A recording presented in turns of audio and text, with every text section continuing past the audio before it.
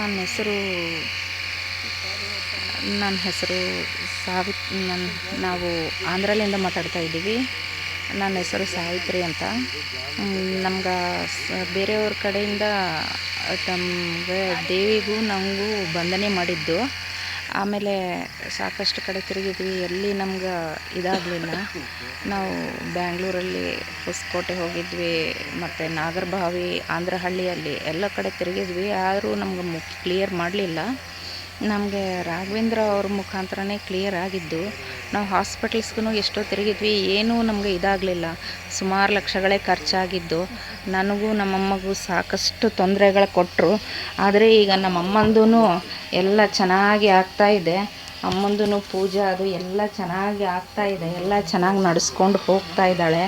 ಆಮೇಲೆ ಅಮ್ಮಂದೂ ಎಲ್ಲ ಒಂದು ದೇವಸ್ಥಾನದ ಥರ ಸಿಂಪಲಾಗಿ ಸಣ್ಣದು ಇವಾಗ ಇದು ಮಾಡಿದ್ದೀವಿ. ಅದು ಮುಂದೆ ದೊಡ್ಡದಾಗೋದಿದೆ ಅಂತ ನಮ್ಮ ಆಸೆ.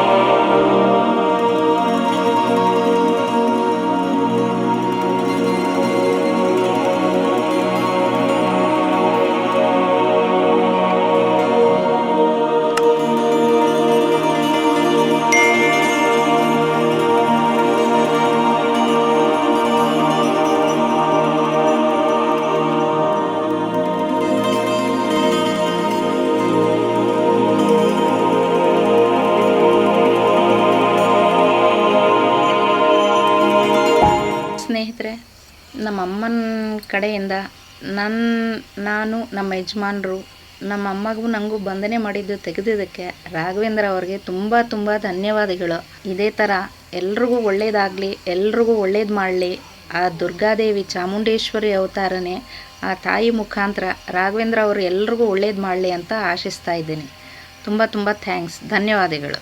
ಬಂದರು ಅವರೇ. ಎಷ್ಟು ಕಡೆ ಎಲ್ಲ ಕಡೆ ತಿರುಗಿದ್ವಿ, ನಮ್ಗೆ ಯಾರೇನು ಇದು ಮಾಡಿಲ್ಲ. ಅವರೇ ಬಂದು ಜಮೀನಲ್ಲಿ ಬಂದು ನಮಗೆ ಇದು ಬಿಡಿಸಿದ್ರು, ಇದು ಮಾಡಿದರು ಅವರು.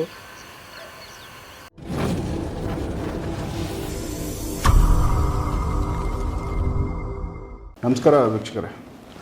ರಾಘವೇಂದ್ರ ಅವರ ಒಂದು ಖುಷಿ ವಿಚಾರ ನಮ್ಮ ವೀಕ್ಷಕರ ಮುಂದೆ, ನಮ್ಮ ಕಣ್ಣು ಮುಂದೆ ನೀವು ಒಂದು ರಿಸಲ್ಟು ತುಂಬ ಅದು ಕಾಂಪ್ಲಿಕೇಟೆಡ್, ಅಷ್ಟು ಈಸಿಯಾಗಿ ದೊಡ್ಡ ಗುರುಗಳ ಕೈಯಲ್ಲಿ ಆಗದೇ ಇರೋ ಕೇಸು ನೀವು ಅಟೆಂಡ್ ಮಾಡಿ ಅದನ್ನು.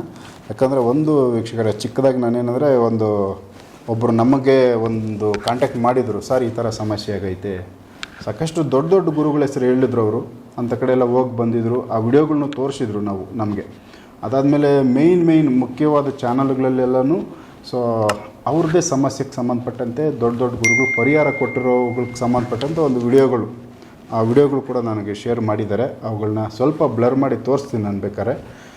ಆ ಥರ ಒಂದು ದೊಡ್ಡ ಮಟ್ಟದಲ್ಲಿ ಅವರು ದೊಡ್ಡವ್ರ ಹತ್ರ ದುಡ್ಡು ಕಾಸು ಖರ್ಚು ಮಾಡಿ ಆಗಿದ್ದರೂ ಕೂಡ ಸಮಸ್ಯೆ ಅವ್ರಿಗೆ ಬಗೆಹರಿದಿರಲಿಲ್ಲ. ಅವ್ರಿಗೆ ಪರಿಹಾರ ಆಗುತ್ತಾ ಇದೆ ಅನ್ನೋ ಥರ ವಿಡಿಯೋಗಳು ಆಗಿದ್ವು. ಬಟ್ ಅಲ್ಲಿ ಝೀರೋನೇ ಆಗಿತ್ತು, ಏನೂ ಪರಿಹಾರ ಆಗಿರಲಿಲ್ಲ, ಸುಮಾರು ದುಡ್ಡು ಕಳ್ಕೊಂಡಿದ್ರು. ಸೊ ಅಂಥ ಒಂದು ಕೇಸ್ನ ನಾನು ರಾಘವೇಂದ್ರ ಅವ್ರಿಗೆ ಸಜೆಷನ್ ಮಾಡಿದೆ.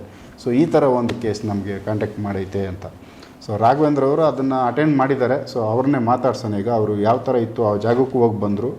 ಸೊ ಅದು ನಿಯರ್ ಆಂಧ್ರ ಬಾರ್ಡ್ರಲ್ಲಿ ಅದು ಇದ್ದಿದ್ದು, ಗದ್ವಾಲ್ ಅಂದರೆ ಮಂತ್ರಾಲಯ ಪಕ್ಕದಲ್ಲಿ ಅವ್ರ ಜಾಗ, ಅವರಿರೋದು ಗದ್ವಾಲ್.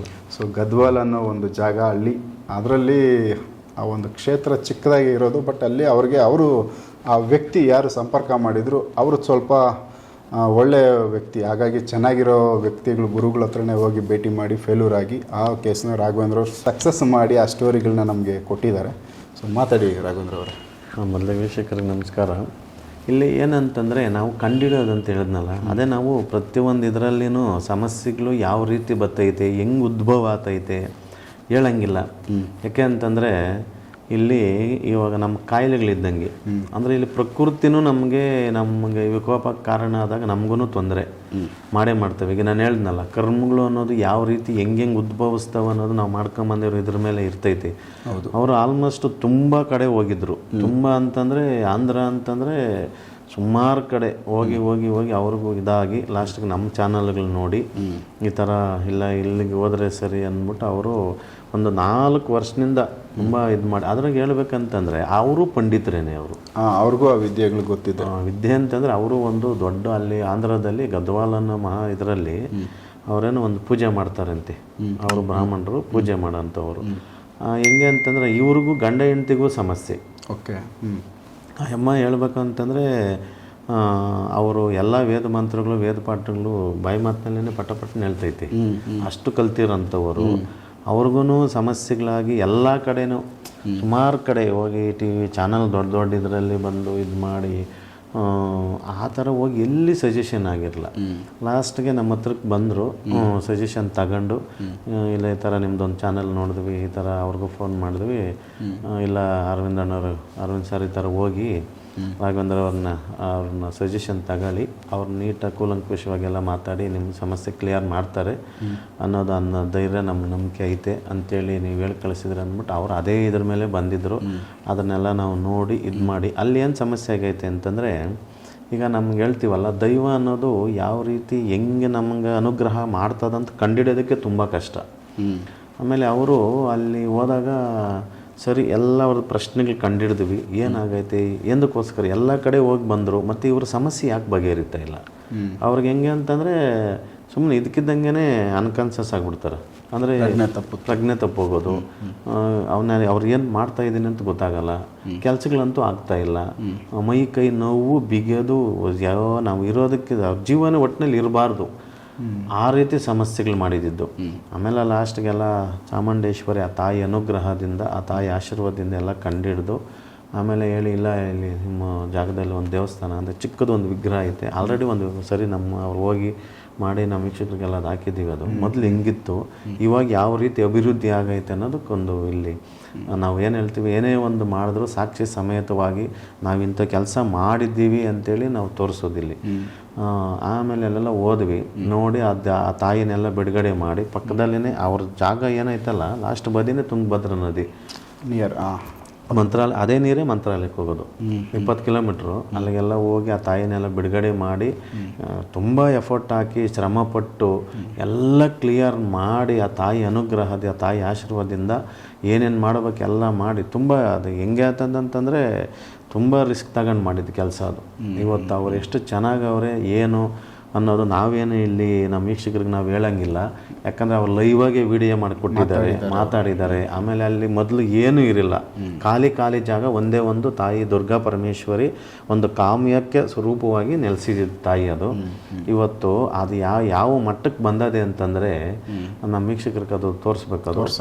ಅದು ಇವತ್ತು ಮತ್ತು ಆಫ್ಟರ್ ಎರಡು ಅದು ಯಾವ ಮಟ್ಟಕ್ಕೆ ಬಂದೈತೆ ಅಂತಂದರೆ ಹತ್ತತ್ರ ಇವತ್ತು ಅವರು ಆ ಖಾಲಿ ಜಾಗನ ಆ ದೇವಸ್ಥಾನಕ್ಕೋಸ್ಕರ ಸುಮಾರು ಲಕ್ಷಗಳು ಖರ್ಚು ಮಾಡಿ ಇನ್ವೆಸ್ಟ್ಮೆಂಟ್ ಮಾಡಿದ್ದಾರೆ. ಇವರು ಎಲ್ಲ ಸುತ್ತಿ ಖಾಲಿ ಆಗಿ ಏನೂ ಇಲ್ಲ, ಎಲ್ಲ ಖಾಲಿ ಕೈಯಲ್ಲಿದ್ದವ್ರು ಅವ್ರ ಊಟಕ್ಕೂ ಕಷ್ಟ ಆಗಿತ್ತು. ಅಂಥದ್ದು ಇವತ್ತು ಅಷ್ಟು ಬಂಡವಾಳ ಹಾಕವ್ರೆ ಅಂತಂದರೆ ಇಲ್ಲಿ ದುಡ್ಡು ಕೊಟ್ಟಿದ್ದ್ಯಾರು, ಆ ಕೆಲಸ ಮಾಡಿಸಿದ್ದ್ಯಾರು, ಇವತ್ತು ಅವ್ರಿಗೆ ಆ ಶಕ್ತಿ ಬಂದಿದ್ದ್ಯಾರು, ತುಂಬಿದ್ದ್ಯಾರು. ಸೊ ಇಲ್ಲೊಂದು ಪವಾಡ ಅಂದರೆ ದೈವ ಪವಾಡ ಅಂತ ಹೇಳ್ತೀವಿ. ಅದಕ್ಕೆ ಹೇಳೋದು ತಾಯಿ ಪವಾಡ, ತಾಯಿ ಅನುಗ್ರಹ, ಒಂದು ದೈವ ಅನುಗ್ರಹ ನಮ್ಮ ಆತ್ಮ ಜೊತೆ ಕಾಂಟ್ಯಾಕ್ಟ್ ಆಯ್ತು ಅಂತಂದರೆ, ಒಂದು ಕಮ್ಯುನಿಕೇಶನ್ ತಗಂತಂದರೆ, ಈಗ ಹೇಳ್ತೀವಲ್ಲ ಕೂಲಿ ಮಾಡ್ಕೊಂಡು ತಿಂತ ಇದ್ದವನು ಇವತ್ತು ಕೋಟ್ಯಾಧೀಶ್ವರನಾದವು ಅಂತ ಹೇಳ್ತೀವಿ, ದಿಢೀರ್ನಾದನು ಅವನಿಗೆ ಬೆಳವಣಿಗೆ ಆಯಿತು ಅಂತ ಹೇಳ್ತೀವಿ. ಇದು ವೀಕ್ಷಕರೇ, ಅದು ಈ ರೀತಿ ಅವ್ರಿಗೆ ನಾವು ತುಂಬ ಎಫರ್ಟ್ ಹಾಕಿ ಕಂಡಿಡಿದು ಇದು ಮಾಡಿದ್ದಕ್ಕೋಸ್ಕರ ಅವರು ಒಂದು ಪ್ರಾಮಾಣಿಕವಾಗಿ ಒಂದು ಮನಸ್ಸು ಬಿಚ್ಚಿಲ್ಲ ಸರ್ ನೀವು ನಮಗೋಸ್ಕರ ತುಂಬ ರಿಸ್ಕ್ ತಗೊಂಡ್ರೆ, ನಾವು ಸುಮಾರು ಕಡೆ ಹೋಗಿ ಬಂದ್ವಿ, ನಮ್ಮ ಜೀವನ ಇನ್ನು ಮುಗಿದೋಯ್ತು ಅನ್ನೋ ಟೈಮಲ್ಲಿ ನೀವು ಬಂದು ನಮ್ಮನ್ನ ಕೈ ಹಿಡಿದಾಗ ನಮ್ಗೆ ಈ ಥರ ಎಲ್ಲ ಆಗೈತೆ, ನಾವು ಡೈರೆಕ್ಟಾಗಿ ಅದನ್ನು ನಾವು ಲೈವಾಗಿ ಮಾತಾಡ್ತೀವಿ ಅಂತೇಳಿ ಅವ್ರ ಗಂಡ ಹೆಂಡ್ತಿ ಸಮೇತ ಅಲ್ಲಿಂದನೇ ಮಾತಾಡಿ ನಮಗೊಂದು ವಿಡಿಯೋ ಕಳಿಸಿರೋದು.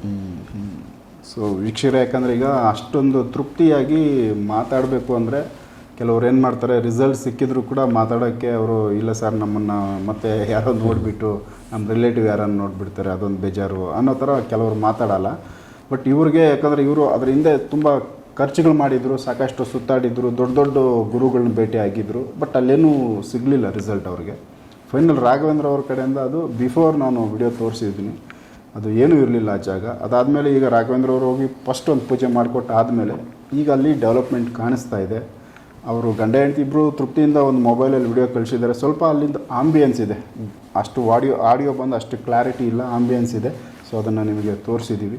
ಆಮೇಲೆ ನಮ್ಮ ವೀಕ್ಷಕರಿಗೆ ಏನಂತಂದರೆ, ಇದು ಒಂದು ನಾವು ಇಲ್ಲ ಈ ರೀತಿ ಇದು ಮಾಡೋದಕ್ಕೋಸ್ಕರ ಇಲ್ಲ ಅವ್ರನ್ನ ಇದು ಮಾಡ್ಕೊಬೇಕು ಅಂತ ಏನಲ್ಲ, ಅವ್ರದ್ದೊಂದು ಖುಷಿ. ಯಾಕೆ ಅಂತಂದರೆ ನಮ್ಗೆ ಈ ಥರ ಶ್ರಮಪಟ್ಟು ಈ ಥರ ಅವರು ನಮಗೂ ಆ ಥರ ಗುರುಗಳು ಅಂದರೆ ನಮ್ಮನ್ನು ಅವ್ರ ಗುರುಗಳು ಅಂದ್ಕೊಂಡಿದ್ದು, ಈ ಥರ ಅವರು ಗುರುಗಳು ಶ್ರಮಪಟ್ಟು ನಮಗೋಸ್ಕರನೇ ಇಷ್ಟೆಲ್ಲ ಒಂದು ಮಾಡಿ ಎಫರ್ಟ್ ಹಾಕಿ ನಮ್ಗೆ ರಿಸಲ್ಟ್ ಕೊಟ್ಟವ್ರು ಅನ್ನೋದು ಒಂದು ಆತ್ಮತೃಪ್ತಿಗೋಸ್ಕರ ಅವ್ರು ಮಾಡಿರೋದು. ಈ ಥರ ಒಂದು ನಾವು ಈ ಥರ ಕೆಲಸ ಮಾಡಬೇಕಾದ ಈ ಥರ ಅಂದರೆ ಇವಾಗೆಲ್ಲ ಮಾಡಿ ನಮಗೂ ಒಂದು ಏನಾಗ್ತದೆ ಅಂತಂದರೆ, ಇವಾಗ ಜನಗಳ ಕಡೆಯಿಂದ ಒಂದು ಆಶೀರ್ವಾದ ಆಗ್ತದೆ.